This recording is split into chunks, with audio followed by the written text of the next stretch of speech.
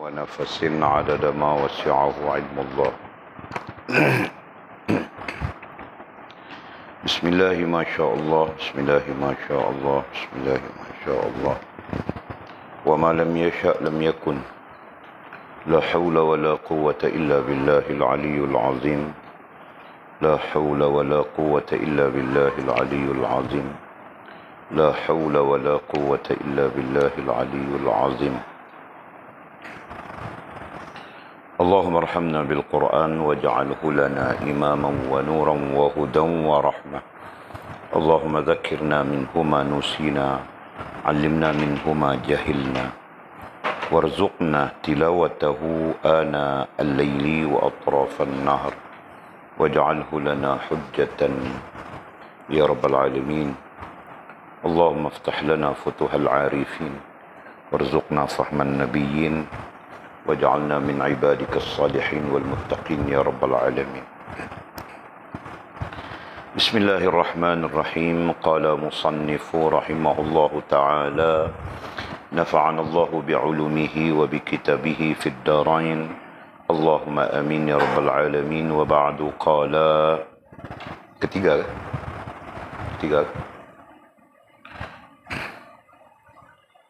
وبعد قال ketiga, Allah subhanahu wa ta'ala inginkan hambanya berhajat agar mereka menggemarinya. Ini kerana setiap kali mereka ditimpa kefakiran dan kehinaan, mereka akan menadah tangan dan memohon doa kepada Allah subhanahu wa ta'ala, yang menjadikan diri mereka beroleh kegembiraan dan hati mereka juga turut berasa senang dan riang serta berserah dan bertawakal kepada Tuhan mereka. Sebagaimana firman Allah subhanahu wa ta'ala dalam surah Al-Fatir ayat 15. A'udzubillahi minasyaitonirrajim. Ya ayyuhan nasu antumul fuqara'u ilallah, wallahu huwal ghaniyyul hamid. Artinya, hai manusia, kamu itu fakir. Kamu itu fakir semuanya kepada Allah subhanahu wa ta'ala, yang berhajat kepadanya. Dan Allah subhanahu wa ta'ala itulah yang maha kaya, yakni tidak memerlukan sesuatu, lagi maha terpuji. Lantaran berhajatnya anda kepada Allah subhanahu wa ta'ala, menyebabkan anda memperoleh kurniaan rahmatnya, yang membawa anda ke arah sentiasa berbuat ibadat kepadanya. Malahan, jika anak Adam itu ada berhajat, anda menjadi hina, sedangkan Tuhan anda sendiri begitu suka dan redha anda berhajat kepadanya.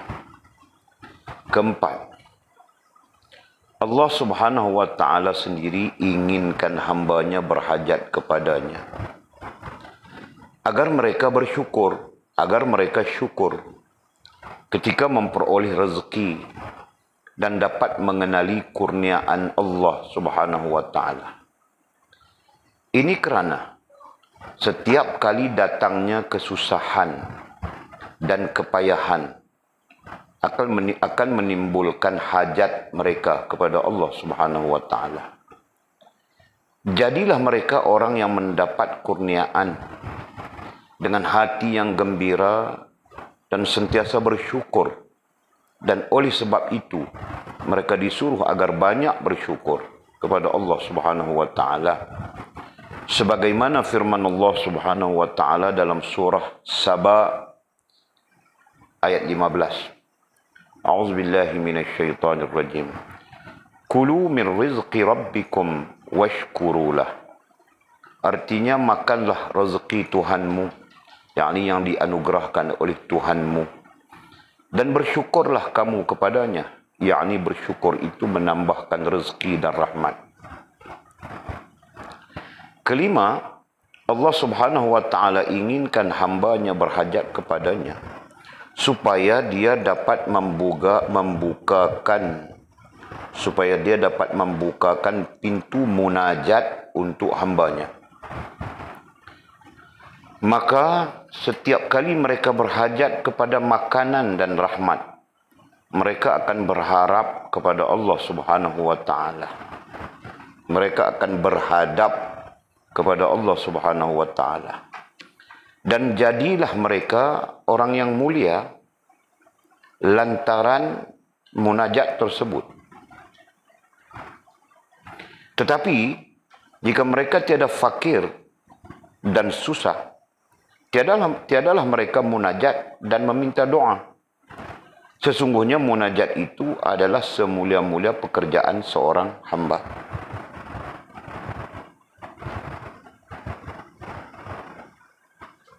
Berkata Abu Hasan radhiyallahu taala anhu rahimahullahu taala, janganlah anda bercita-cita memohon doa itu untuk mendapatkan sesuatu yang anda hajati kepada Allah SWT. Oleh sebab itulah menjadikan anda terdinding dan terhijab daripada rahmatnya. Padahal cita-cita anda sebenarnya memohon doa itu adalah sebagai munajat anda kepada Tuhan anda, serta mengaku diri anda itu adalah hambanya. Sesungguhnya itulah yang disukai Allah Subhanahu wa taala dan Rasulnya. Keenam, mintalah kepada Tuhan itu sesuatu yang banyak dan sesuatu yang sedikit. Sesungguhnya berkata Sayyidina Ali radhiyallahu taala an, demi Allah, aku tidak meminta sesuatu melainkan rezeki yang aku makan.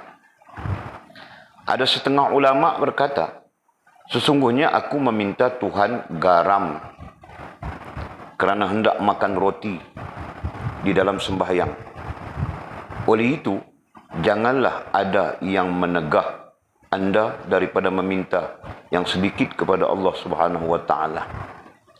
Kerana jika yang sedikit itu tidak anda minta, bagaimana yang banyak itu dapat disegerakan. Kemudian kata musannif yang ketujuh. Okey, kita sambung lagi kajian kitab kita. Merujuk kepada topiknya tadbir dalam urusan rezeki. Tadi Walid sempat melihat satu kitab yang boleh kita membantu, memudahkan kita faham topik ya.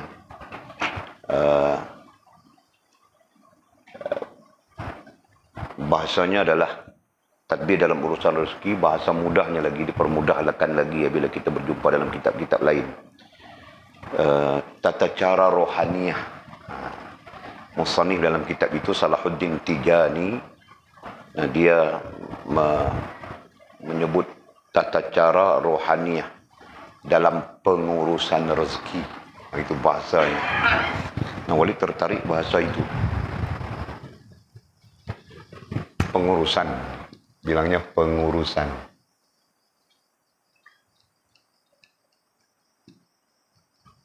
Dalam tata cara betul kah? Dalam tata cara macam mana boleh sebut mula-mula tadi? Tata cara rohaniyah dalam pengurusan rezeki, gitu kan? Tata cara rohaniyah dalam pengurusan. Tata cara rohaniyah dalam pengurusan. Nah, ini berkait topik saja. Berkait topik kita saja. Nah, jadi seolah-olah Ibn Athaillah Iskandari mau mengajar kita bagaimana tata cara rohaniah kita dalam pengurusan rezeki. Yang mungkin kita sebut sudah ya, banyak kali kita sebut. Mungkin dalam soal rezeki inilah kita banyak kelang kabutnya. Sampai-sampai ada orang yang rusak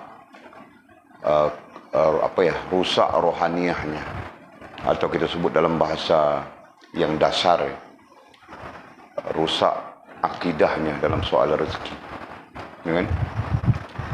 Kemudian rusak juga ibadahnya dalam soal rezeki, dan kemudian rusak adabnya dalam soal rezeki. Nah, inilah satu hal yang memang boleh diterima, kan? Kenapa? Karena soal rezeki itu merupakan soal yang sangat luas. Bahkan kita memberikan alasan kenapa Imam Ibn Athaillah Iskandari mengemukakan topik rezeki, tidak topik lain. Sampai setelah ditopikkan begini, setelah disusun secara topik begini, seolah-olah ada 2 atau 3 topik yang terkait rezeki langsung, betul? Jadi kenapa? Nah, kita telah memberikan alasan. Alasannya adalah rezeki itu, soal rezeki itu meliputi 90% lebih daripada kehidupan kita. Nah, tidur itu sedikit saja. Betul. Nah, bahkan tidur itu sendiri pun terkait dengan rezeki juga, kan, Jul? Nah, jadi tidak salah untuk kita mengatakan bahwa life kita ya, satu hari 24 jam itu life kita, satu hari 24 jam, ya kan? Nah, 24 jam itu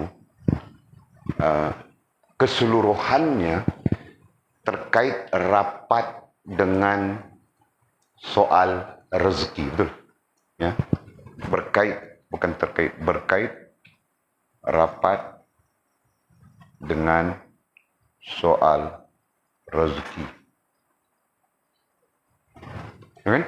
Nah, kerana itu kenapa dan mengapa musannif kitab kita Imam Ibn Athaillah Iskandari mengemukakan soal rezeki. Bahkan kalau kita perincikan rezeki, tentang makan minum, tentang pakai, tentang semua, kan? Semua menyangkut.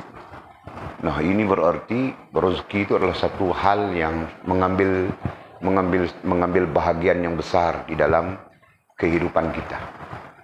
Jadi, apabila mengambil bahagian yang besar dalam kehidupan kita, pengurusannya, ini yang kita kaitkan dengan apa yang disebut oleh Salahuddin Tijani, ya.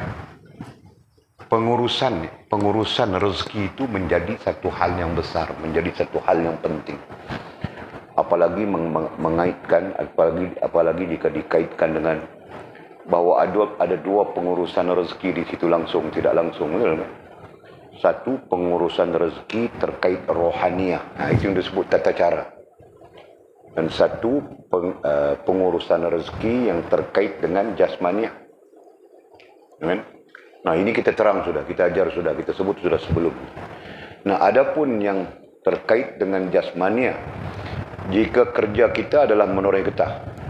Nah, pagi-pagi kita kena bangun menoreh getah, kan? Semuanya metode menoreh getah itu bertukar sudah sekarang. Ada orang menoreh pagi-pagi, ada orang menoreh petang, ada orang menoreh malam. Malam pun ada orang menoreh, kan? Nah, itu metode bertukar. Tapi apapun, jika kita adalah seorang penoreh getah, nah, kita nanti pengurusan rezeki kita secara jasmaniah secara jasmaniahnya adalah perlu bangun dan perlu menoreh getah, betul? Nah, begitulah dikiaskan kepada hal yang lain. Nah, jadi ini berarti pengurusan rezeki secara jasmaniah itu kelihatannya begitu simple, begitu mudah, ya. Bagaimana orang lakukan, begitulah kita lakukan, ya. Bagaimana tata caranya, begitulah yang akan kita lakukan, betul? Adapun pengurusan rezeki secara rohaniah, nah, ini agak kompleks, agak susah, agak payah, ya, memerlukan kefahaman yang jelas. Nah, sebagai contoh, kita mengaitkan rohaniah itu dengan, ya, sebagai contoh saja, kita berbincang di kitab-kitab lainnya, sombong dan takbur. Nah, itu terkait dengan soal rezeki. apalagi rohaniah ya, terkait langsung. Nah, kita tidak boleh sombong misalnya. Kita perlu buang sifat sombong, kita perlu buang sifat takbur. Misalnya kan, nah ini menyangkut juga rezeki ya. Bagaimana? Nah, kenapa kau mau sombong? Rezeki itu diberikan oleh Allah. Jadi kalau kau sombong, nah Allah menyusahkan kau untuk mendapatkan rezeki, memayahkan kau untuk diberikan rezeki misalnya kan. Nah, itu contoh kompleks, contoh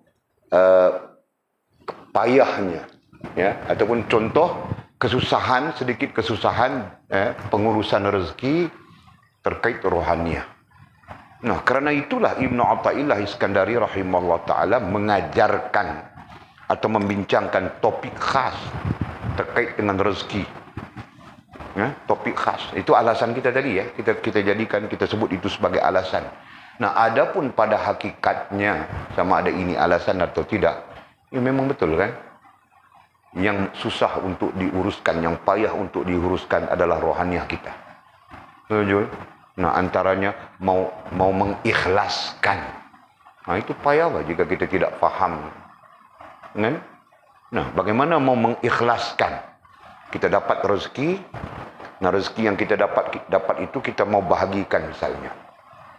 Ini untuk rumah kita, ini untuk anak kita, ini untuk istri kita, ini untuk itu, dan ini untuk sedekah misalnya. Nah, mau mengikhlaskan itu bukan satu hal yang mudah ya. Betul? Nah, ikhlas saja tidak mungkin muncul, melainkan ada temannya, ada couple-nya yang kita sebut sebagai as-sidq. Benarnya kita dengan Allah Subhanahu wa taala. Nah, benarnya kita dengan Allah, nah itu pun termasuk ya hal kerohanian. Artinya apa? Artinya kita terikat, tertambat teguh dengan Allah SWT. Yang sisi lain kita sebut hubungan yang baik dengan Allah SWT. Paham Jul? Jadi hubungan yang baik itu kemudian ditafsirkan sebagai satu ikatan yang bagus, ikatan yang baik, ikatan yang sempurna dengan Allah SWT. Nah, itu poinnya. Jadi untuk menguruskan pengurusan tadi ya, daripada sidqnya sampai kepada ikhlasnya, nah bukan satu hal yang mudah. Ya, nah justru itulah para ulama kita membincangkan. Nah, misalnya kita melihat Ibnu Athaillah Iskandari membawa masuk isu ini di dalam perbincangan kitab Tanwirul Qulub ya, sebagai contoh, sebagai satu isu yang sangat besar, seolah-olah sangat besar ya, kita sebut sudah alasannya tadi, kan? Nah, jadi Walid cuma membawa pandangan-pandangan ulama lain berkaitan tajuk Ibnu Athaillah Iskandari ini. Walaupun Ibnu Athaillah Iskandari dari sudut alih ataupun penyusunannya disebut tadbir dalam urusan rezeki. Nah, Walid terjumpa dengan ada lagi ayat yang lebih bagus daripada apa yang Walid sebutkan. Ya, ada lagi pemaknaan yang lebih bagus daripada apa yang Walid telah sebutkan. Ya, satu pemaknaan yang diberikan oleh Syekh Salahuddin Tijani, dia pun ulama juga, kan? Ya, dengan makna ini, dengan makna tata cara rohaniah. Ya, bagaimana rohaniah kita, tata cara rohaniah artinya bagaimana rohaniah kita apa ya, dalam pengurusan rezeki. Bagaimana rohaniah kita menguruskan hal rezeki. Nah, jadi pemaknaan itu sangat membantu kita kan untuk kita memahami konsep yang sedang kita kaji ini. Nah, sesungguhnya hal rohaniah disebut sudah tadi adalah hal yang besar. Ya, dan apa yang berkait dengan rohaniah itu juga perlu dipandang besar. Jadi betul ya, betul, sangat betul. Jika rezeki yang kita dapat, yang kita makan hari-hari, yang kita guna hari-hari, yang kita pakai hari-hari, jika tidak betul pengurusannya, dia akan menyebabkan kita menyeleweng daripada Allah Subhanahu wa taala, menyeleweng daripada Rasul, betul kan? Nah, jika betul pengurusannya, dia akan menghubungkan kita dengan Allah Subhanahu wa taala. Jelas Mizi ya? Nah, Mamak Mizi kirim duit 200 masuk di dalam akaun Mizi. Nah, jika betul pengurusannya 200 itu akan menghubungkan Mizi dengan Allah, akan menghubungkan Mizi dengan Rasul, dengan agama, ya, akan memberi implikasi baik kepada mamaknya, akan memberi implikasi baik kepada ayah, akan menjadikan pahala besar kepada mamaknya, kepada ayahnya, kepada dia, kepada beliau sendiri. Kenapa? Karena 200 yang diberikan itu menghubungkan dia dengan Allah SWT. Maka sebaliknya pun begitu juga kan. Kalau 200 yang diberi itu, pengurusan rohaniah si Mizi kelang kabut. Ya kan? Kelang kabut dengan dunia saja. Tidak menghubungkan dia dengan Allah. Nah, nanti implikasi daripada rohaniah yang kelang kabut itu akan menyebabkan pengurusan rezeki. Tadi kelang kabut, betul kan Jul? Nah, sibuk mau beli teh tarik. Apa? Teh tarik menggigau. Nah, Walid mau buat juga teh tarik menonggeng. Huh? Teh tarik menonggeng. Ya kan? Sibuk mau beli tokoyaki. Sibuk mau beli cover telefon.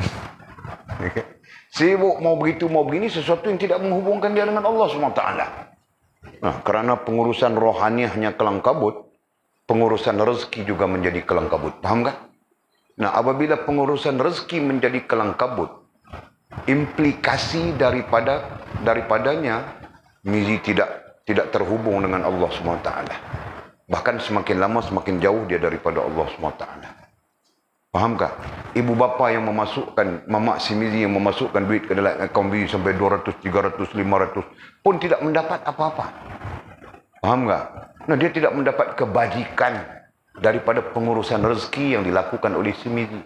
Karena Mizi menggunakan duit itu untuk karaoke lah, apalah. Merapu-rapu saja. Nah, boleh faham tak penceritaan begitu? Baik. Faham Jul? No, jadi jangan Mizi ya. Mizi mudah-mudahan dia anak yang soleh. Cuma dia malas saja. Penyakitnya itu malas. Nah, kerana malas dia tertinggal macam-macam. Kalau dia rajin, nah dia advance ke depan dia. Mizi, penerimaan bagus. Celebration, apa itu? Apa ya? Pentafsiran sendiri itu bagus. Tapi ulat malas sudah makan dia. Ulat malas sudah masuk ke dalam perutnya. Virus malas sudah masuk ke dalam hatinya. Semuanya malas saja mau buat itu. Akhirnya contoh saja, okey? Tidak ada kena-mengena dengan Mizi, Mizi tetap bagus saja dia. Nah, orang lelaki selamanya bagus. Okey. Nah, jadi saja Walid bercakap terkait tajuk ini, mudah-mudahan membantu kita untuk lebih faham kenapa isu ini dibincangkan oleh Ibnu Athaillah Iskandari rahimahullah ta'ala secara... Nah, kalau diperhatikan sekurang-kurangnya ada 3 tajuk kan? Terkait rezeki itu ada 3. Terkait apa? Terkait tadbir. Nah, ada 3 tajuk di situ sampai kepada hal rezeki. Nah, itu berarti sangat besar, berarti sangat luas ya. Nah, jadi kita sambung dengan dasar bagaimana menguruskan rohaniah kita dalam soal rezeki. Dengan dasar itu ya, kita sambung poin yang ketiga. Kata musannif rahimahullah ta'ala, Allah subhanahu wa ta'ala inginkan, perkataan inginkan ditukar sudah dengan mahukan, kan? Kehendak. Nah, kehendaki, menghendakkan. Allah subhanahu wa ta'ala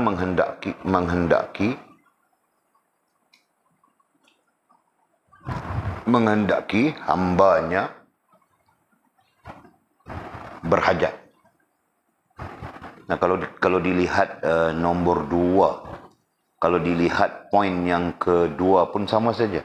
Allah menghendaki hambanya berhajat untuk mengenal. Poinnya adalah mengenal. Ya, ada dua hal besar. di poin yang kedua. Satu, Allah mahu kita mengenal dia, kan? Dan Allah mahu kita mengenal diri kita, betul kan? Dan yang kedua, Allah mahu kita mengenal dia. Itu poin yang kedua. Kenapa? Ya, dalam hal rezeki ini ada kepayahan, ada kesulitan, ada begitu, ada begini, ada macam-macam. Nah, langsung tidak langsung terkait dengan topik yang kita sebutkan. Allah mahu kita mengenal diri kita dan Allah mahu kita mengenal dia. Nah, faham tak? Nah, Allah menghendaki kita mengenal diri kita sendiri dan kita mengenal dia. Ya, jadi dari segi perbincangan, bincang sudah kita. Sampai-sampai kita kenal diri kita, betapa fakirnya kita. Betapa fakir itu lebih rendah daripada miskin. Dengan betapa fakirnya kita. Sampai-sampai tidak ada apapun. Nah, kalau miskin itu berarti dia ada, cuma tidak mencukupi. Nah, kalau fakir, nah itu tidak ada apapun. Dan sesungguhnya kita tidak ada apapun, kan? Tidak ada apapun kita. Semuanya milik Allah, semuanya dipinjamkan oleh Allah. Ini itu hakikat yang perlu disedari. Nah, kita perlu sedar. Siapapun kita, apapun keadaan kita. Nah, kita adalah fakir. Sangat fakir. Nah, karena fakir itu menyedarkan kita berhajat, kita sentiasa berhajat, kita sentiasa bergantung, kita sentiasa terikat dengan Allah SWT. Nah, selain daripada fakirnya kita, apalagi hina. Nah, betapa hinanya kita. Ya kan? Di sisi Allah Subhanahu wa taala. Nah, itu kita bincang sudah. Walid tidak mau mengulanginya. Yang keduanya, ya, Allah menghendaki kita mengenal dia. Ya, zat yang maha agung, zat yang padanya bergantung sekalian makhluk, zat yang maha sempurna dari sudut apapun, tidak ada kelemahan, tidak ada kekurangan, ya. Zat yang bersifat pencipta, pemilik, pentadbir. Nah, itu adalah hal-hal yang terkait dengan Allah SWT. Berarti Allah mau kita mengenalnya. Nah, jadi selesai kita dari sudut itu. Nah, kemudian kita masuk yang ketiga. Yang ketiga ini, Allah Subhanahu wa taala menghendaki hambanya berhajat. Kenapa? Kenapa Allah mau kita berhajat kepadanya, bergantung kepadanya? Berhajat ay bergantung. Ya, itu terjemahannya ada sudah di tempat lain.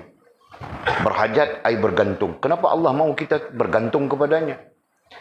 Katanya agar mereka menggemarinya. Ya, agar ay supaya mereka kita, agar ay supaya mereka ay kita menggemarinya. Perkataan menggemarinya ay suka. Nah, ini rentetan daripada dasar yang kita belajar, struktur cinta, ya kan? Struktur hub. Nah, itu istilahnya dipetik daripada Al-Quranul Karim, ya kan? Qul in kuntum tuhibbunallah, perkataan tuhibbu, kamu menyukai, boleh diterjemahkan begitu.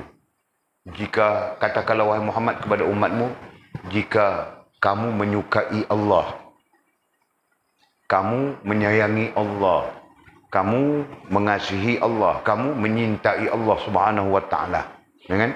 Fattabi'uni, ikutlah aku, kata Nabi sallallahu alaihi wasallam. Itu dalilnya, ada perkataan hub.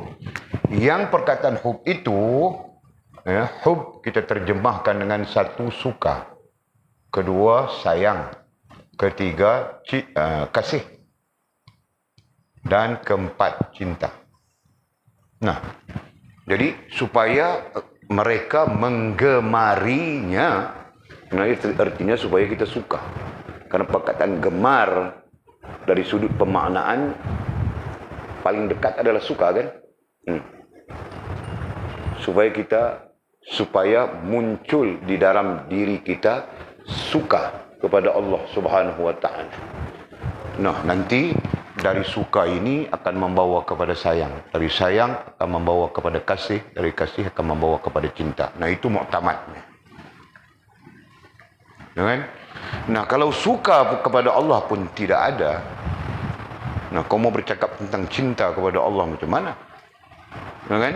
Nah, sama saja apa? Kalau makhluk dengan makhluk pun begitu juga. Kalau suka pun tidak ada. Nah, kau mengimajinasikan cinta ala-ala Tamil ke, ala-ala Hindustan ke, macam mana? Kan? Ini cinta yang berguling-guling di atas gunung ini. Oh. Nah, kan Mimi? Nah, aku tahu bah itu Hindustan itu.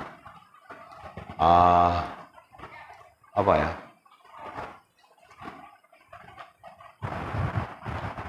Tidak tahu.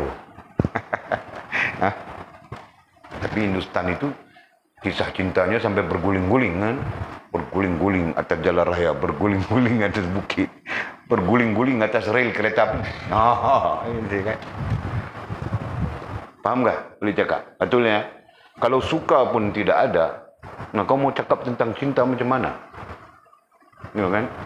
Nah, begitu juga rentetan-rentetan daripada suka itu. Jelas ya? Nah, fakta itu perlu paham. Nah, demikian juga dengan hal apa ya? Dengan hal antara kita dengan Allah Subhanahu wa taala. Kalau suka pun tidak ada di dalam fikiranmu, tidak ada di dalam hatimu terhadap Allah Subhanahu wa taala. Nah, macam mana mau berlaku cinta kepada Allah Subhanahu wa taala? Paham ini? Paham kau Lina? Nah, itu faktanya. Jadi, poin yang ketiga, kenapa Allah Subhanahu wa taala memberikan kepada kita tata cara yang kita sebut tadi ya, terjemahan terbaru kita, tata cara rohani untuk pengurusan rezeki.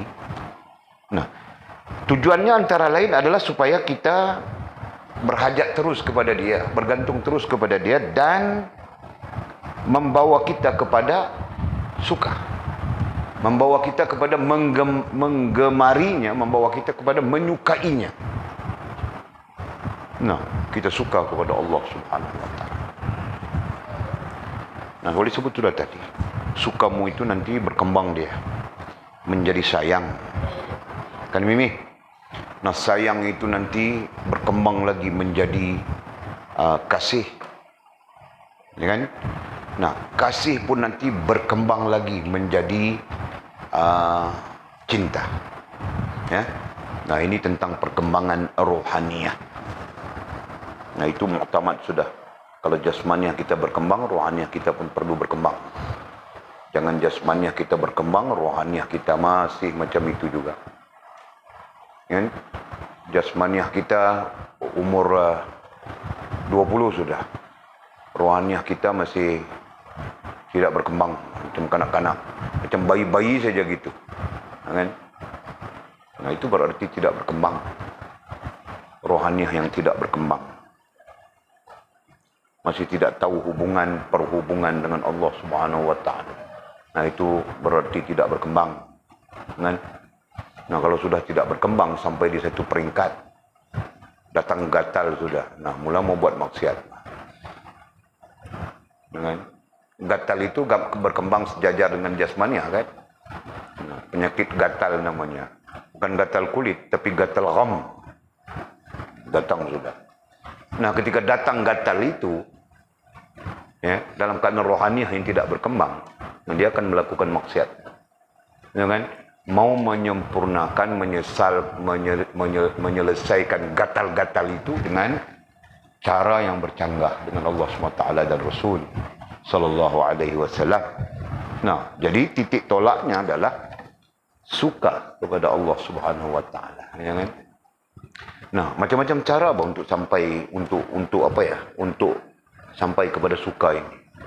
Ada kalanya bermula dengan tidak suka. Walid berjumpa dengan banyak orang. Nah, pernah orang datang berjumpa dengan Walid, dia bilang, saya dulu sangat tidak suka dengan majelis ilmu. Sangat tidak suka. Bukan saja tidak suka, bah, dia antara orang yang report. Nah, 80-an, 90-an, nah itu zaman report tahukah? Ya, datang guru-guru mengajar di report kepada itulah kepada inilah, kacau bilau saja. Zaman itu. Nah, dia salah seorang yang report, ustaz itu datang dia report, ustaz ini datang dia report, ustaz itu datang dia report, ustaz ini dia. Sangat dia tidak suka bermajlis-majlis ilmu di masjid ini. Tetapi era 2000, tahun 2000 ke atas. Nah, dia sendiri pun tidak tahu, Pak. Dia sendiri tiba-tiba sedar saja. Kenapa aku kacau-kacau orang mau belajar? Aku sendiri pun perlu belajar. Aku tidak pergi belajar, aku kacau-kacau orang. Dia sendiri timbul kesedaran itu, paham tak? No. Barangkali ada kebaikan-kebaikan yang kerananya Allah Subhanahu wa taala membuka hatinya. Mungkin kan? Nah, kita katakan begitu. Nah, dia menjadi orang yang paling kuat mempertahankan majelis ilmu. Dia menjadi orang yang paling kuat mempertahankan ustaz-ustaz. Jika ada orang yang komplain itu tidak kena, ini tidak kena, dia pergi jumpa terus. Apa hal? Apa masalah? Kau tidak cukup beras, kami boleh kasih kau beras. Kau tidak cukup makan, kami... Sampai begitu sekali dia. Nah, tidak ada hikmah-hikmah lagi. Tahu tak dia? Nah, orang ini dekat saja. Memang berada di tempat Walid tinggal dulu. Nah, jadi jika dibandingkan era 80-an, 90-an, dia menjadi orang yang membantah begitu kuat. 2000, era 2000 naik ke atas, dia menjadi orang yang mempertahankan majelis ilmu paling kuat. Nah, di situ perbezaannya sangat ketara, tahu tak? Sangat ketara. Ini persoalannya kita sebutkan tadi, ya. Kenapa jadi begitu? Nah, bila terbenih di dalam rohaniahnya suka. Betul? Nah, apalagi suka itu berkembang menjadi sayang-sayang, menjadi kasih-kasih, menjadi cinta. Nah, dipertahankan, betul kan? Sama saja macam kita juga, Mizi. Betul kan, Mizi? Nah, dari suka menjadi sayang-sayang, menjadi kasih-kasih, menjadi cinta. Nah, ketika menjadi cinta, kau pertahankan, Pak. Orang bilang kau punya awet itu macam ubi keledek saja. Nah, kau tetap pertahankan. Dialah yang paling cantik di dunia. Betul kan, Mizi? Nah, sebagai hero yang setia begitu. Nah, orang cakap apa kau ini, kau sikit punya handsome kah? Macam Antonio Banderas. Nah, kau punya awet itu macam, aduh, dia orang Afrika saja. Nah, kau tetap pertahankan juga. Bahkan ini betul kan? Nah, bahkan semua orang begitu, Pak. Semua orang begitu. Paham, Jul? Nah, kita sikit punya handsome kah? Nah, kita punya couple. Macam sambal kicap saja. Jul. Kita pertahankan, Pak. Biarlah sambal kicap kah, sambal goreng kah, sambal apa kah, dia tetap indah di mataku. Nah, begitu kan? Dia tetap cantik di mataku. Kita pertahankan gitu kan, Jul. Nah, semua itu dinilai dari mana? Datang dari cinta kan? Jadi kita paham gitu, Pak. Sama saja halnya di antara kita dengan Allah SWT. Jika rohaniah kita bermula dengan menggemari Allah, suka Allah Subhanahu wa taala, nantinya kita akan suka syariatnya, perintahnya apa. Ya kan? Kita akan suka kepada sembahyang, kita akan suka kepada puasa, kita akan suka kepada apa saja yang diperintahkan oleh Allah SWT. Secara umum kita sebut syariatnya. Kita suka kepada akidah, kita suka kepada ibadah, kita suka kepada adab. Nah, ini Jul, paham tak? Nah, suka kepada akidah, ibadah dan adab itu berkembang menjadi sayang kepada akidah, sayang kepada ibadah, sayang kepada adab. Berkembang lagi, kasih kepada akidah yang kita pegang, kasih kepada ibadah yang kita buat, kasih kepada adab yang sedang kita amalkan, yang sedang kita bawa di dalam diri kita. Berkembang lagi menjadi cinta, sangat cinta kepada akidah, sangat cinta kepada ibadah, sangat cinta kepada adab. Nah, begitu keadaannya kan. Nah, itulah kemudian disebut insan kamil, ya kan? Seorang yang sempurna dalam hubungannya dengan Allah Subhanahu wa taala, yang kita sebut sebagai wali. Nah, begitu. Nah, jadi sedar, langsung tidak langsung berdasarkan kepada fakta yang sedang kita bincangkan. Nah, itulah Allah kehendaki daripada kita. Allah mahukan daripada kita hamba-hambanya. Paham gak? Nah, apakah Allah SWT tidak boleh memberikan kepada kita rezeki tanpa kita perlu bersusah payah? Boleh. Allah boleh memberikan rezeki tanpa kita perlu bersusah payah. Ya. Nah, karena hal ini berlaku kepada orang-orang yang sempurna hubungannya dengan Allah. Ya kan? Bahkan berlaku pada zaman dulu-dulu. Tadi saja kita baca sejarahnya. Sejarah para nabi. Antaranya kaum-kaum yang dikayakan, diberikan oleh Allah SWT kekayaan. Kaum Madian antara contoh yang sangat pandai di dalam perniagaan. Bahkan mereka sangat kaya. Nah, kekayaan mereka itu menyebabkan mereka takbur, mereka sombong, mereka takbur dengan Allah SWT. Sampai-sampai mereka mengkritik Nabi yang diutuskan di kalangan mereka. Membantah dan menentang Nabi, Rasul yang diutuskan di kalangan mereka. Betul? Nah, Allah membinasakan mereka. Jelasnya? Oke. Jadi katanya, kalau diulang ya, Allah Subhanahu wa taala menghendaki hambanya, inginkan ai menghendaki hambanya, berhajat nah sama saja bergantung dengannya. Supaya apa? Supaya mereka menggemarinya ai suka. Nah, Walid gunakan istilah suka. Nah, strukturnya dikaitkan saja. Ini kenapa begitu? Karena setiap kali mereka ditimpa kefakiran dan kehinaan. Setiap kali mereka ai kita ditimpakan kefakiran dan kehinaan. Nah, kefakiran dan kehinaan itu adalah kesadaran ya. Nah, kalau tidak ada kesadaran, tidak terkait dengan kesadaran, fakir pun dia tidak sedar. Ya kan? Hina pun dia tidak sedar. Jadi langsung tidak langsung kita bercakap ini, ya kita kaitkan dengan dasar. Ya, berarti setiap kali mereka ditimpa kefakiran, nah, berarti kesadaran kefakiran. Kemudian atau ditimpa kehinaan, kesadaran kehinaan itu. Ya. Nah, setiap kali berlaku itu, mereka akan menadah tangan. Ya. Nah, kalau kita mudahkan bahasa, setiap kali mereka ditimpa kesusahan, kepayahan. Nah, itu kita permudahkan bahasa. Ya. Nah, yang namanya kita apabila ditimpa kesusahan, kepayahan, mereka akan menadah tangan dan memohon doa kepada Allah Subhanahu wa taala. Nah, itu betul kan? Betul, siapapun. Ini termasuk orang-orang yang bukan daripada agama kita, bukan daripada Islam, sama saja. Ketika ditimpa kesusahan dan kepayahan, nah ketika itu baru mencari Tuhan. Baru mencari Allah Subhanahu wa taala. Ini berlaku langsung tidak langsung. Nah, itu yang Walid contohkan. Ya. Bila ditimpa kesusahan, contohnya sakit yang tidak sembuh-sembuh. Nah, semasa ada duit begitu begini. Kemudian satu peringkat lain, pertama dengan klinik, kedua dengan hospital, ketiga dengan pakar-pakar dan sebagainya. Nah, habis tidak selesai juga, nah baru pergi fasa kedua cari bomo-bomo, dukun hantu, dukun jin, dukun apa. Nah, mulai cari. Kan? Nah, selepas itu pun tidak selesai. Nah, baru dia akhir sekali, at the end, di penghujungnya dia mau baca Yasin. Betul kan? Mau baca Yasin, mau sembahyang hajat. Nah, itu yang terjadi. Kita di sini pun langsung tidak langsung, tapi Walid bukan jenis mempedulikan itu. Tahu kan? Ada saja orang yang telefon minta tolong sembahyang hajat. Ada saja orang yang telefon minta tolong baca Yasin. Nah, seolah-olah kita punya kerja sembahyang hajat untuk dia orang, baca Yasin untuk dia orang. Nah, sebab itu Walid tidak melayan hal seperti itu. Nah, kalaupun Walid mau apa ya, mau membantu, nah Walid akan katakan, ini sembahyang sendiri lebih bagus. Ya, kan? Dalam hal begini, kita sembahyang hajat sendiri itu lebih bagus. Baca doa ini. Nah. Menyokong begitu saja. Kan? Paham nggak? Nah, kenapa? Karena Walid malas. Bukan soal malas. Tapi soal, macam itu sebutkan tadi.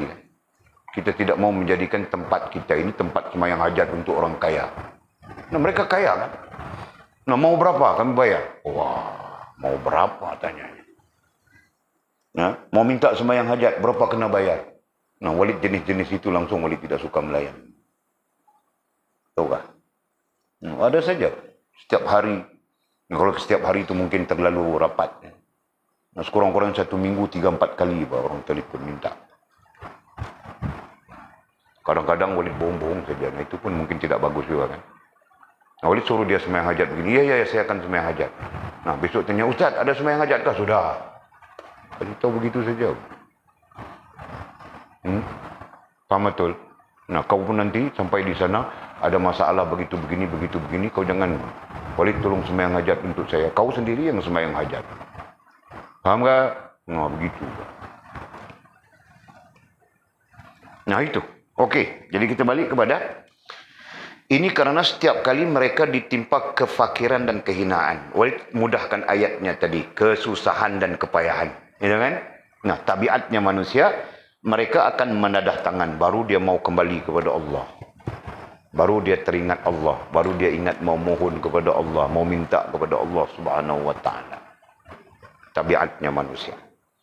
Jadi Allah Subhanahu wa taala itu menjadi pilihan terakhir. Last choice. Kan? Mula begini, nah jika dia kaya, dia fikir dengan duitnya mampu menyelesaikan masalah.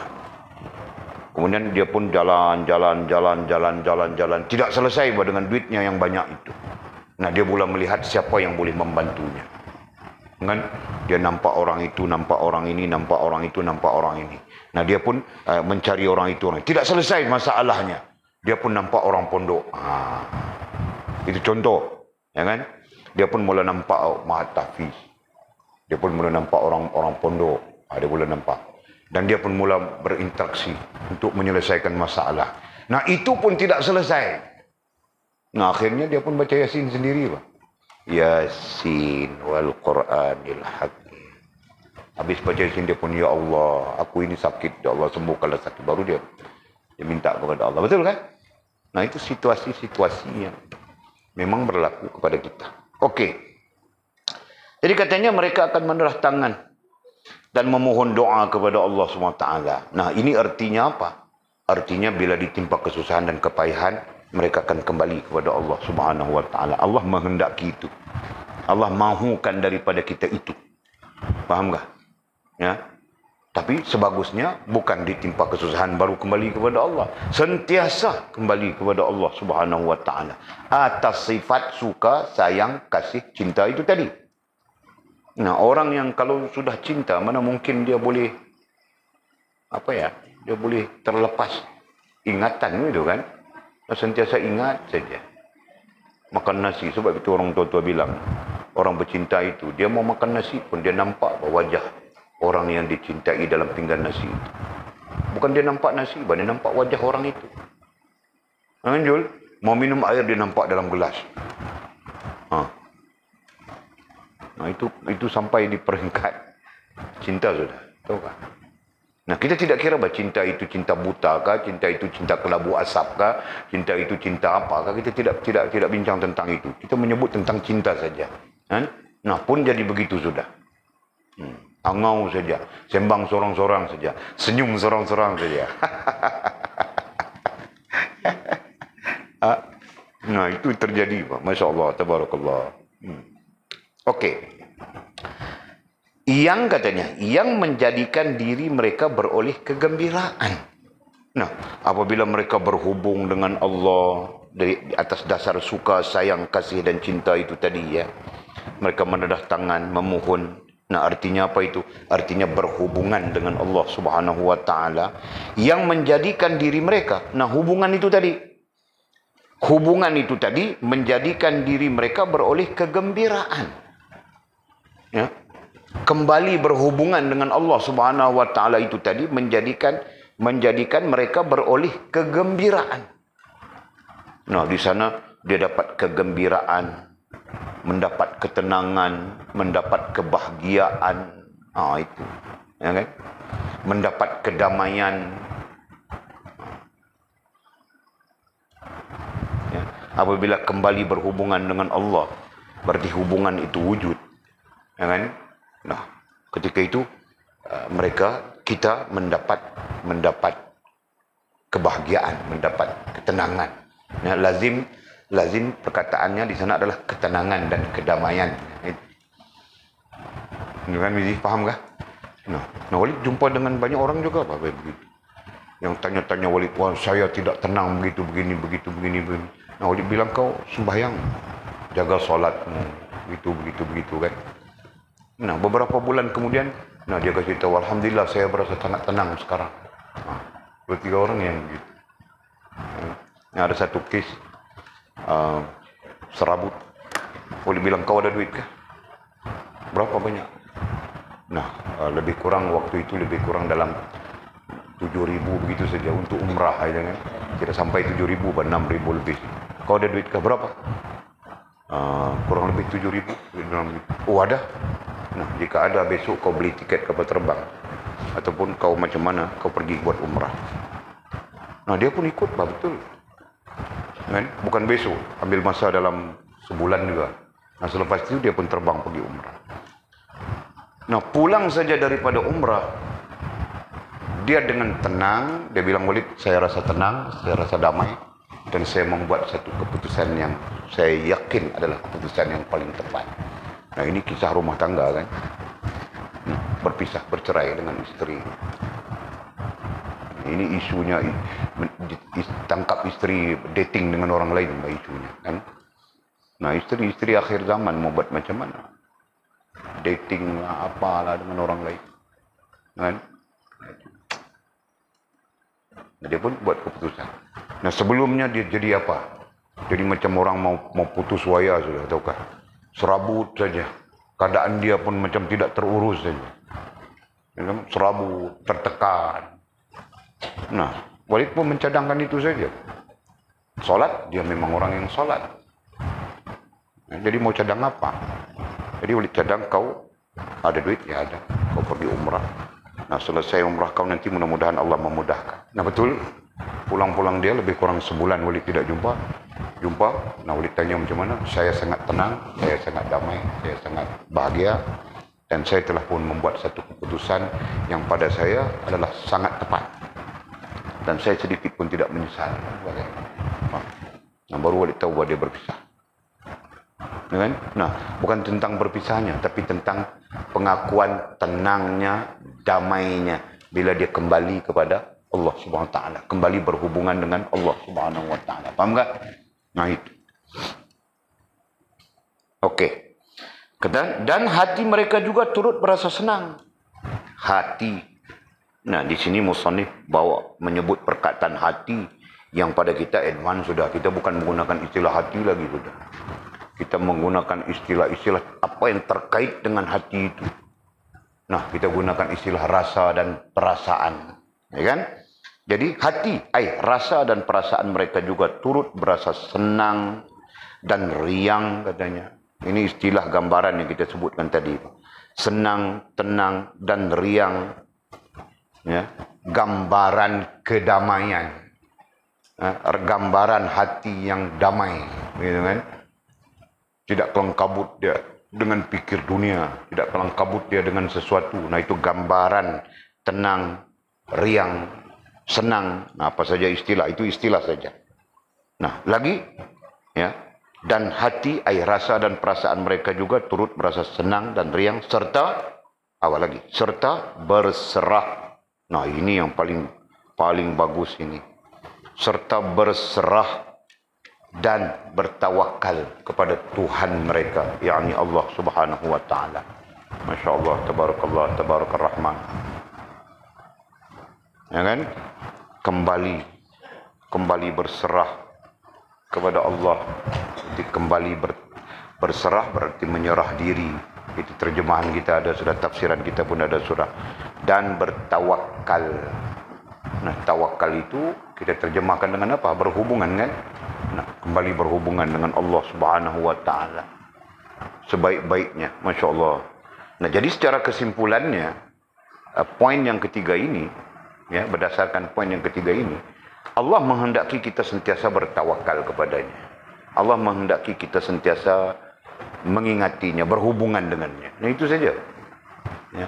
Allah menghendaki itu, Allah mahukan itu. Hanya kita saja yang tidak sedar diri. Sombonglah, takburlah, apa saja penyakit yang ada dalam diri kita. Dibilang penyakit-penyakit rohania yang tidak pernah sadar Allah mahu kita sentiasa berhubungan dengannya. Kita lupa, kita lalaikan. Allah yang maha pengasih, maha penyayang itu mahukan kita. Bukan kerana kepentingan Allah. Allah tidak mengambil apapun kepentingan daripada kita. Tapi untuk kita. Kan?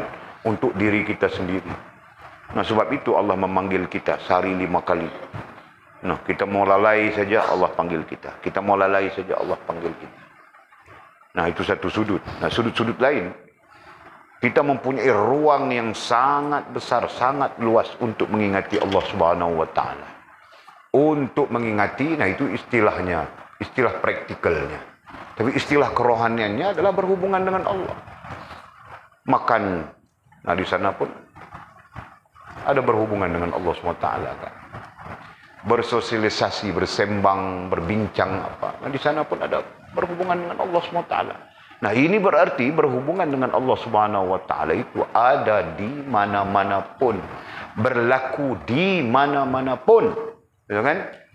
Jadi kemudian yang kosong, yang tidak seperti macam tidak, nah itu kelalaian kita, kita yang melalaikan, betul kan? Nah sedangkan Allah Subhanahu wa taala menghendaki kita berhubungan dengannya sentiasa. Inilah amalan para aulia Allah SWT. Inilah amalan para anbiya Allah SWT. Mereka berhubungan sentiasa dengan Allah Subhanahu wa taala. Rohaniahnya dan jasmaniahnya. Dan karena itu Allah mengangkat mereka di darjat-darjat, di tahap-tahap kemuliaan. Pahami ji? Nah. Okey. Terus. Sebagaimana firman Allah Subhanahu wa taala. Nah, adapun tentang apa ya? Tentang berserah diri kepada Allah, tentang berhubungan dengan Allah, tentang menyukai Allah yang kita sebutkan di awal itu tadi. Ini disandarkan kepada firman Allah dalam surah Al-Fatir ayat 5. Nah, artinya apa? Artinya ada petunjuk daripada Allah dalam Al-Quran tentang yang kita sebutkan tadi. Nah, bukan perkara baru, bukan perkara yang kita reka-reka, bukan perkara yang apa ya? Yang baru timbul, baru tercetus, bukan. Ini adalah hal yang memang termaktub di dalam Al-Quran. Hanya saja kita tidak meneliti dan melihat kepada petunjuk Al-Quran itu. Nah, apa firman Allah? Ya ayyuhan nasu antumul fuqara'u ilallah wallahu huwal ghaniyul hamid. Nah, Allah peringatkan kita. Hai manusia, kamu itu fakir. Kamu itu fakir semuanya kepada Allah Subhanahu wa taala. Ya. Yang menuntut kita sentiasa bergantung, berhajat kepada Allah. Nah, ayat ini bukan baru hari ini. Ayat ini 1500 tahun sudah. Allah memperingatkan kita, yang kita ini miskin. Bukan miskin. Bawah dari miskin lagi. Fakir. Nah, disebut sudah definisinya. Langsung tidak langsung. Miskin artinya dia masih ada benda, tetapi tidak mencukupi. Nah, fakir itu apapun dia tidak ada. Nah, kita berada di posisi itu. Kita berada di posisi fakir. Apapun kita tidak ada. Semuanya pinjaman daripada Allah Subhanahu wa taala. Itu fakir, ya. Nah, kita berada di posisi itu. Jauh dari miskin, fakir. Bahkan. Hai manusia, kamu itu fakir. Semuanya kepada Allah, semua kita. Semuanya bukan semua kita, semuanya artinya semua keadaan, semua hal kita fakir. Mau hidup saja kita bergantung kepada udara. Nah, udara itu pun makhluk Allah SWT juga kan. Nah, jika tidak mampus kita menjam ikan keli saja. Pernah tengok ke ikan keli mati? Kau pernah tengok Mizi? Nah, macam mana kau tengok? Kau berlakon bah jadi ikan keli sekejap. Pandai saja kau. Kau jangan begitu bah. Yusuf Aslam kalau dia tengok kau, bahaya sudah. Jangan nanti ambil kau berlakon hero filem apa. Jadi hero. Okey. Nah, itu peringatan Allah kan. Hai manusia, kamu fakir. Betul. Walid tulang-ulangi supaya masuk di dalam diri Walid, dalam hati Walid. Kamu fakir. Nah, yang maksudnya apapun tidak ada. Semuanya disebut di situ kan. Kepada Allah SWT, yang menuntut kita berhajat kepada Allah SWT. Oleh kerana kita fakir, nah di sana kita sentiasa berhajat kepada Allah, sentiasa memerlukan, sentiasa mahukan, ya kan? Nah, apa yang kita perlukan, apa yang kita mahukan untuk kehidupan kita misalnya, nah langsung kepada Allah Subhanahu wa taala. Ya, dan sebagai imbal balas lainnya, dan Allah Ta'ala itulah yang maha kaya. Yang kaya itu Allah, bukan kita. Kita fakir. Ya. Yang kaya itu Allah, yakni katanya yang tidak memerlukan sesuatu. Nah betul bang, dia maha kaya, dia tidak memerlukan apa-apa. Jadi siapa yang memerlukan? Kita yang fakir inilah yang memerlukan. Nah kemudian katanya itu lanjutan ya, lagi maha terpuji. Nah, itu ayat Allah SWT. Bukan hari ini, 1500 tahun yang lalu. Nah, berarti ada sudah petunjuknya. Tinggal apa? Tinggal kita saja yang tidak sedar. Nah, Walid 54 tahun, malam ini baru baca ayat ini. Masya Allah, malam ini baru sedar. Sebelumnya tidak sedar. Nah, rugi kan? Petunjuk Allah SWT. Ada sudah. Nah, umur 54 tahun baru sedar. Tidakkah rugi di sana? Rugi bahkan, Mizi. Nah, kamu orang berserupa saja. Syukur pada Allah. Umur 20, umur 19. Dengar sudah ayat ini. Nah, bawalah ini. Ini petunjuk Allah Subhanahu wa Ta'ala. Yang nantinya menjadikan kita sentiasa bergantung, berhajat kepada Allah. Ya kan? Yang nantinya menjadikan kita orang yang berserah diri dan bertawakal kepada Allah. InsyaAllah. Tabarakallah. Okey. Kemudian kata musannif, lantaran berhajatnya kamu, lantaran berhajatnya anda. Nah, Walid tidak suka perkataan anda. Kejap anda, kejap kamu. Apakah kamu saja? Ataupun kita, gitu kan? Lantaran berhajatnya kamu kepada Allah Subhanahu wa Ta'ala, menyebabkan kamu memperoleh kurniaan rahmatnya. Nah, apabila kita berhajat kepada Allah, nah nanti menyebabkan kita menyerah diri kepada Allah, menyebabkan kita bertawakal kepada Allah Subhanahu wa Ta'ala. Nah, kita baca sudah di atas sana. Nah, menyebabkan kamu, nah tadi berhajat kita sebut secara umum, kemudian kita sebut apa? Berserah diri, ya kan? Kemudian bertawakal kepada Allah Subhanahu wa Ta'ala. Nah, ini menyebabkan kamu memperolehi kurniaan rahmatnya. Ya, disebabkan kita kembali kepada posisi kita sebagai hamba. Itu posisi kita sebagai hamba itu tadi kan, fakir, sedar diri, gitu kan? Sedar diri bahwa kita ini fakir dan kita pun kembali kepada posisi kehambaan. Begitu. Nah, itulah yang menyebabkan kamu memperolehi kurniaan rahmatnya. Itu yang menyebabkan Allah melimpahkan kepada kita rahmat. Bukan rahmat yang menyanyi itu. Ini rahmat artinya kasih sayang. Allah melimpahkan kepada kita kasih sayangnya. Ya kan? Nah, ini membawa maksud Allah juga membenci, ya. Nah, ini membawa maksud.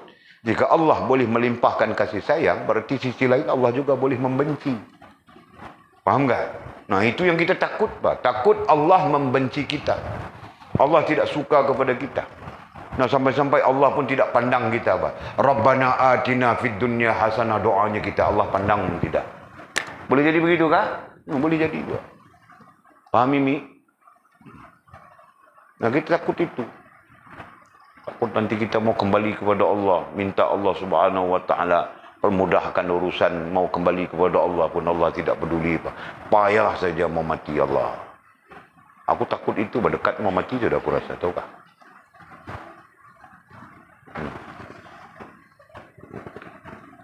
Subhanallah. Okey, faham sudah kita, ya? Ini menyebabkan kamu memperoleh kurniaan dan rahmatnya. Pada sisi orang-orang kerohanian, rahmat Allah ini sesuatu yang sangat besar. Ya. Nah, orang-orang ghair kerohanian, orang-orang awam, nah, dia tidak peduli rahmat kah, nikmat kah, apakah dia tidak peduli, mereka tidak peduli. Tetapi pada sisi orang-orang kerohanian, rahmat itu adalah sesuatu yang sangat besar, sesuatu yang sangat penting. Mereka bahkan mengatakan bahwa rahmat itulah kunci. Rahmat itulah kunci ataupun pintu pertama, ya, yang kita perlukan untuk mendaki sehingga kita sampai ke sampai kepada dalam istilah kerohanian disebut hak, ya, sampai kepada hak Rabbul Alamin. Yang maksudnya lebih kurang kita sampai kepada kemuncak. Kemuncak itu adalah Allah menerima dia. Kemuncak itu adalah kesempurnaan hubungan dengan Allah Subhanahu wa taala. Boleh faham kan? Jadi seolah-olah kita seolah-olah di sini. Ini seolah-olah saja, ya.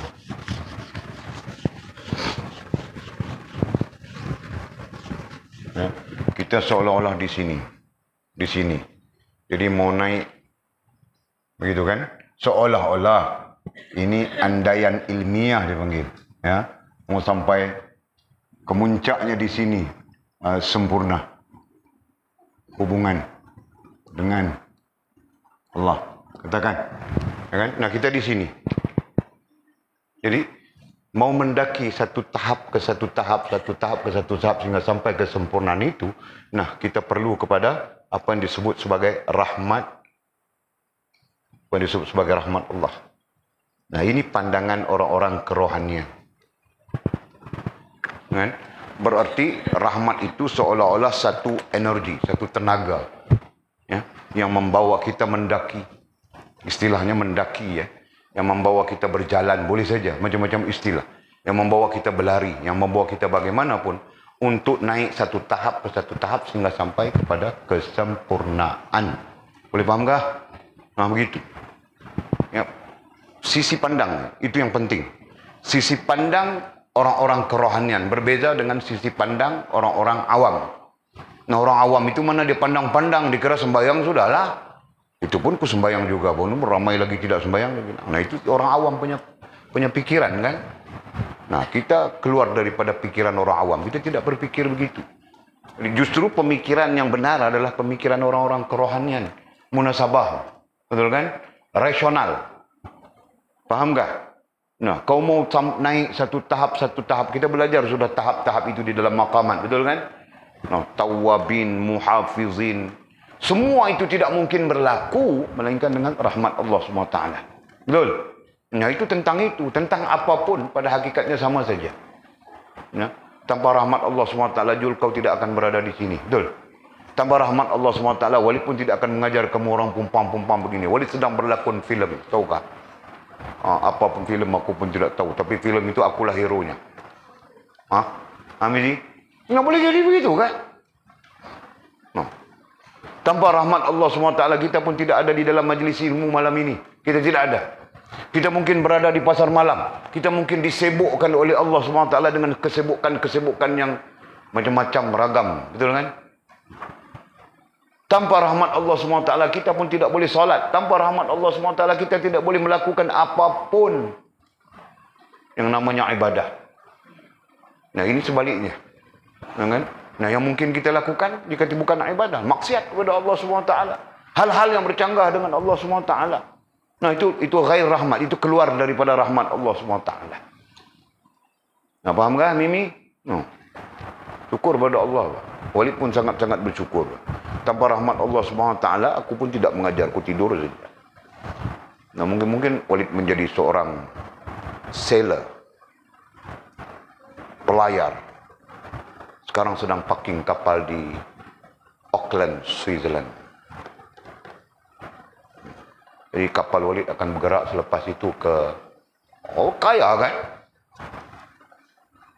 Sombong, takbur dengan Allah SWT, menyeleweng, macam-macam jadi kan? Masya Allah, tabarakallah.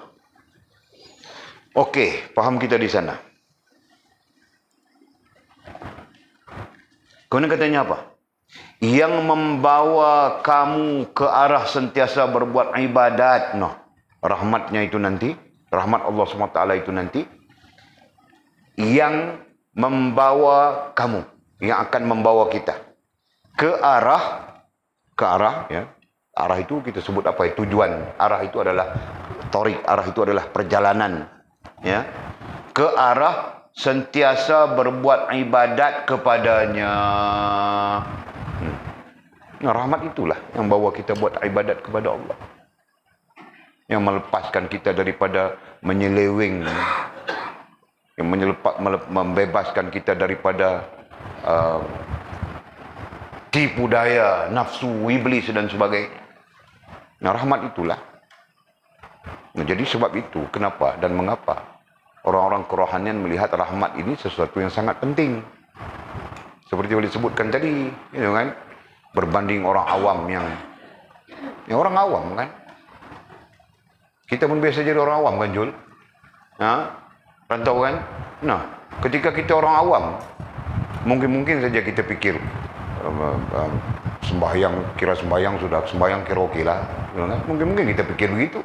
Nah, lebih buruk daripada itu, sembahyang pun kita tidak pikir, betul kan? Betul nggak, Jul? Masya Allah.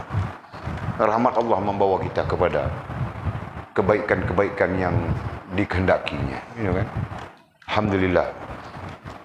Okey. Nah, disebut sudah itu. Rahmat itulah nanti membawa kita ke arah sentiasa berbuat ibadat kepadanya. Nah, sekarang kita pikir, makan pun kita mau jadi ibadat. Sembang-sembang pun mau jadi ibadat. Segala-galanya kita mau jadi ibadat. Bahkan kalau live kita satu hari 24 jam, nah kita pun faham, kita mau jadikan 24 jam itu ibadat. Betul kan, Jul? Nah, bila sekarang? Kenapa? Karena kita sudah beranjak daripada awam kepada maqamat itu, kepada orang-orang yang sedar diri sebagai kuncinya, gitu kan? Kita ada anjakan sudah. Kenapa anjakan itu berlaku? Karena ilmu ya telah membawa satu implikasi kepada kita sedar diri. Ilmu ya mengimplikasikan kita sedar diri. Nah, dalam keadaan sedar diri inilah, betul, rahmat Allah Subhanahu wa taala turun berlaku kepada kita. Ya, nah ada orang yang ada ilmu tapi tidak sedar diri. Tidak nafikan begitu kan? Nah, ada ilmu dia. Tahu saja itu ini, tapi dia malam-malam memancing saja. Ada kan? Ada ilmu ya, tapi right to haknya bawa perempuan Thailand. Ini Masya Allah, tabarakallah. Main besarnya adalah rahmat Allah SWT, langsung tidak langsung kita sebut begitu, membawa kepada sedar diri. Okey. Mana katanya? 9:42 sudah ya. Masa berlalu begitu pantas. Malahan jika anak Adam itu ada berhajat. Malahan ini sebagai tambahan. Malahan jika anak Adam itu manusia, kita. Ya. Malahan anak Adam, manusia kita. Anak Adam itu ada berhajat. Ada ya, bukan anda. Potong perkataan anda, ada saja. Ada berhajat. Ya. Anda menjadi hina, ada berhajat. Anda menjadi hina. Sedangkan anda kita kamu saja di situ. Walid kadang-kadang keliru.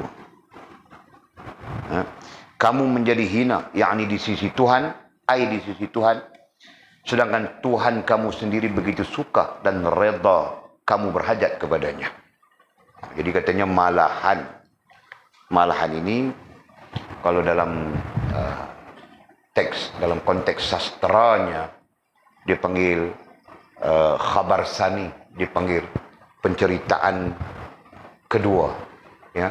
Maksudnya sama tapi penceritaan itu berbeza. Maksudnya sama, ya. Maksud adalah hal yang sama tetapi ayat penceritaan itu berbeza. Nah, ini sastra. Walid bukan belajar khusus sastra, tapi kajian Walid, pembacaan Walid tentang sastra, nah itu. Okey? Nah, kalau dibandingkan dengan bahasa Arab kurang lebih sama saja. Kalau dalam bahasa Arab dia panggil khabar sani. Ya, dia ada khabar awal, dia ada khabar sani. Nah, itu orang belajar bahasa Arab tahu. Okey.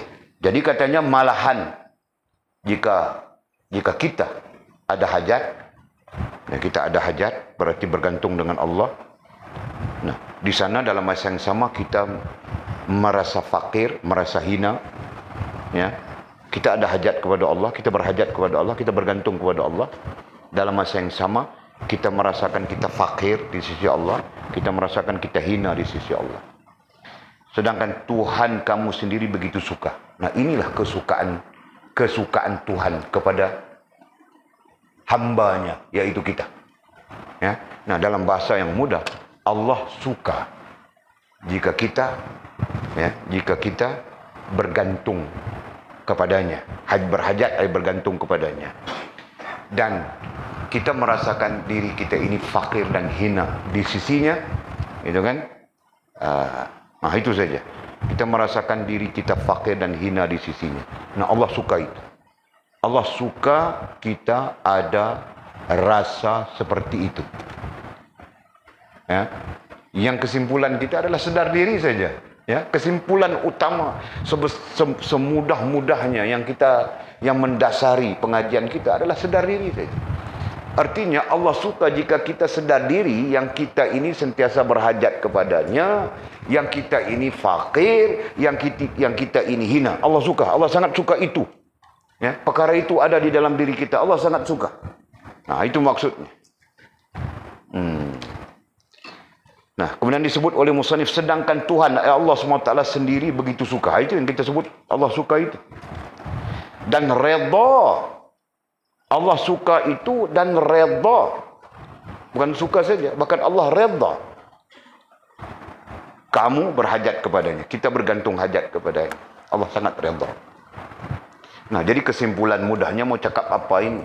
Mau cakap jika ada dalam diri kita sedar diri seperti itu, nah, itulah yang menyebabkan kita diredai oleh Allah Subhanahu wa taala. Ya, yang nantinya ya, pada sisi lain, dan mungkin pada pengajian-pengajian lain, itu semua disebut sebagai ubudiyah. Ya, yang mencantikkan, yang mengelokkan, yang membaguskan ubudiyah kita kepada Allah Subhanahu wa taala. Nah, itu istilahnya. Paham kan? Nah, ubudiyahmu bagus, Allah menyintaimu. Jelas ya? Dan tujuan kita dijadikan oleh Allah SWT antara lain adalah supaya mengabdikan diri. Kesimpulannya kita sebut begitu. Ya. Nah, apabila kita mengabdikan diri, di sana ada peringkat bagus, ada peringkat tidak bagus, kemudian bagus kepada terbagus, misalnya kita katakan begitu. Peringkat kurang baik, peringkat baik, dan peringkat terbaik misalnya. Itu peringkat di sisi Allah Subhanahu wa taala. Nah, jadi apabila ubudiyah kita sempurna, nah berarti kita berada di kehambaan yang sempurna di sisi Allah SWT. Itu yang Allah mau, Allah kehendaki daripada kita. Jelas ya? Nah, jadi ulang. Malahan jika anak Adam kita itu ada hajat, kita sentiasa bergantung hajat kepada Allah SWT. Kemudian dalam masa yang sama kita sedar diri, ya, berhajat itu sedar diri sudah, ya. Lagi sambungan lagi, kita sedar yang kita ini fakir, sedar yang kita ini hina. Nah, itu menjadi kesukaan di sisi Allah. Nah, Allah suka itu. Kenapa? Allah suka dan redha itu. Kenapa? Nah, karena itu adalah bagian daripada kesempurnaan kehambaan, ya, ataupun disebut sebagai kesempurnaan ubudiyah. Jelas ya? Padahal semua itu kita belajar sudah. Nah, jadi habis sudah di situ. Kemudian yang keempat, kata musannif rahimahullah, Allah Ta'ala sendiri inginkan. Wallahu a'lamu bishawabihi au kama qala. Sambung.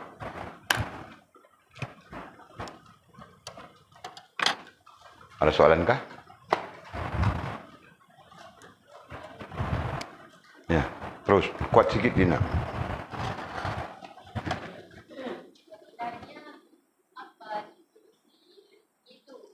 Hah? Tidak dengar, kuat sikit. Nah, itu sebabnya Walid beli mixer itu, supaya soalan mesti dikemukakan dengan jelas. Kan? Kita bukan berada di zaman 70-an, kita berada di tahun 2023, tahu tak? Nanti pasang mixer itu, amplifier kita ada semua kan, speaker pun ada. Nah, pump satu speaker di situ, pow. Nah, soalannya gedegum. Walid macam itu, Pak. Okey, Walid mau soal.